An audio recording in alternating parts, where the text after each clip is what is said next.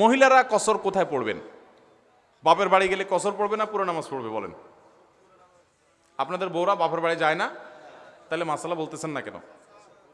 আপনাদের বউরা কি বাপের বাড়িতে গেলে পুরো নামাজ পড়ে না কসর করে? না, শ্বশুর বাড়িতে ন যায়? যায় না? তো যাইলে কোন নামাজ পড়ে?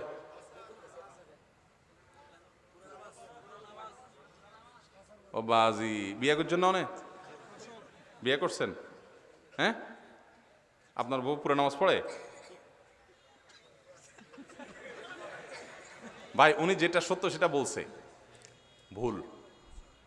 শ্বশুর বাড়িতে মেয়েরা, বাপের বাড়িতে মেয়েরা পুরো নামাজ পড়বে না, কারণ তারা সেখানে বিয়ের পরে গেস্ট হিসাবে যায়, অতিথি হিসাবে যায়।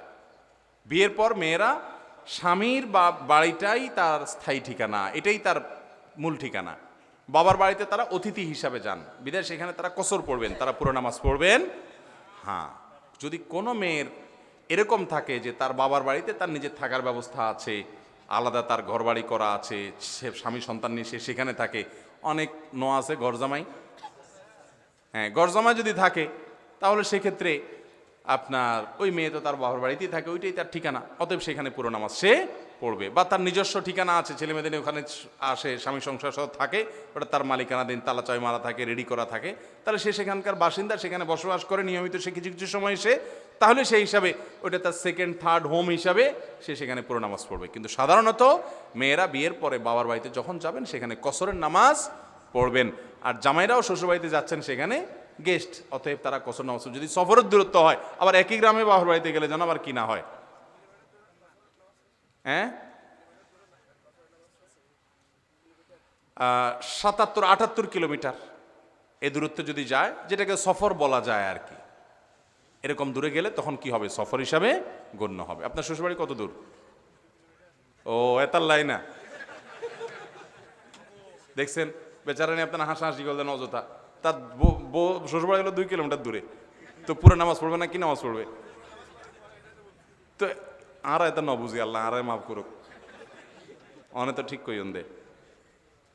আচ্ছা, তাহলে ওনার শ্বশুরবাড়ি ওই যে 2 কিলোমিটার দূরে, ঠিক আছে, তো 2, 4, 5, 10 কিলোমিটার মধ্যে থাকলে তো পুরো নামাজ পড়বেই, তো সফরের দূরত্ব তো না। উনি সেই হিসাবে বলছেন। মাশাআল্লাহ, দেখছেন অযথা আমরা হাসাহাসি করলাম, আল্লাহ আমাদের মাফ করুক, আপনিও মাফ করে দিয়েন। জি, মানুষের ঠিকানা 2 প্রকার। ঠিকানা কয় প্রকার? একটা হলো স্থায়ী ঠিকানা, একটা হলো বর্তমান ঠিকানা। একটা হলো স্থায়ী ঠিকানা, একটা হলো কি? স্থায়ী এবং বর্তমান উভয় ঠিকানায় মানুষ পরিপূর্ণ নামাজ পড়বে, কসরের সুবিধা পাবে না। আপনি ঢাকায় থাকেন চাকরির সুবাদে, ভাড়া থাকেন একটা বাড়িতে বা একটা ম্যাচে, সেখানে আপনি বসবাসকারী, মুকিম, কিন্তু সেই বসবাসটা হলো অস্থায়ী। আপনার স্থায়ী ঠিকানা আপনার গ্রামে, তাহলে স্থায়ী ঠিকানা আসলেও পুরো নামাজ পড়বেন, আর ঢাকায় গেলেও পুরো নামাজ পড়বেন, যেহেতু ওখানেও আপনার বসবাস হয়, এখানেও আপনার স্থায়ী ঠিকানা আছে। কথা কি বুঝাইতে পারছি?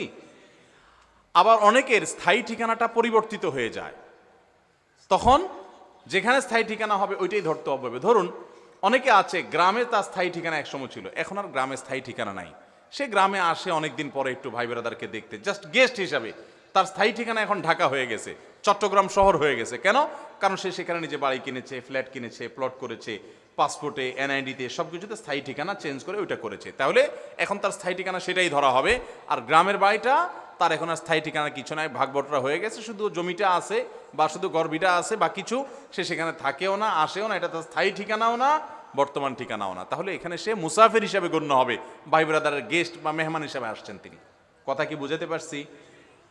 আর একজন লোকের কয়েকটা ঠিকানা থাকতে পারে, তাহলে সবগুলো ঠিকানা তিনি পুরো নামাজ পড়বেন, কসরের সুবিধা পাবেন না। ধরুন যারা পয়সাওয়ালা মানুষ আছে, তার দেখা যায় ঢাকায় একটা বাড়ি, চট্টগ্রামে আরেকটা বাড়ি, হাস্যবাজারও তার একটা বাড়ি, আপনার গ্রামে তো আছেই, তো ওখানে তালা টালা মারা থাকে, রুম টুম করা থাকে, মাঝে মধ্যে সেখানে যায় কিছু সময় কাটায়, কিছুদিন থাকে।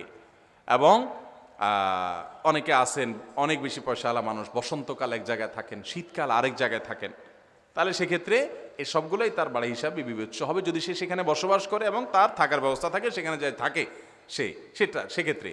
আবার কিছু মানুষ আছে যাদের ঢাকায় ফ্ল্যাট আছে, প্লট আছে, বাড়ি আছে, কিন্তু সেখানে থাকেন না, ভাড়া দিয়ে থাকেন, তিনি থাকেন গ্রামে, তাহলে সেক্ষেত্রে ওই জায়গার তিনি বাসিন্দা হবেন না, কারণ সেখানে তিনি অ্যাসেটের মালিক কিন্তু বসবাসকারী না। কথা কি বুঝাতে পারছি?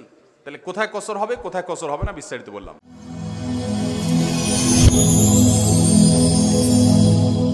Rose TV 24. Enjoy by listening to the Holy Quran.